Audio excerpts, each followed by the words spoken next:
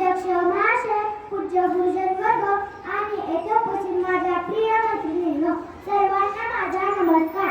स्त्रियांच्या अंधाऱ्या जीवनात पेटविल्या ज्ञानाच्या ज्योती, म्हणून तर जगती अमर आहे सावित्री, अमर आहे सावित्री. सर्वप्रथम तर समाज सुधारक, शिक्षण तज्ञ, भारतातील पहिल्या शिक्षिका सावित्रीबाई फुलेंना माझे विनम्र अभिवादन. सावित्रीबाई फुले यांचे कार्य नेहमीच आदर्श राहिले आहे. अत्यंत प्रतिकूल परिस्थितीत 3 जानेवारी 1831 रोजी महाराष्ट्रातील सातारा जिल्ह्यातील नायगाव मध्ये त्यांचा जन्म झाला. त्या 9 वर्षाचे असताना त्यांचा विवाह महात्मा ज्योतिबा फुले यांच्यासोबत झाला. ज्योतिबा फुले यांनी सावित्रीबाईंना घरातच शिक्षण द्यायला सुरुवात केली. त्यानंतर 1848 साली पुण्यातील भिडेवाडा येथे त्यांनी देशातील पहिली मुलीची शाळा सुरू केली.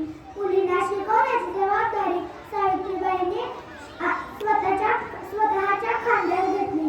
त्याच्या या कार्यात सर्व लोकांनी खूप विरोध केला.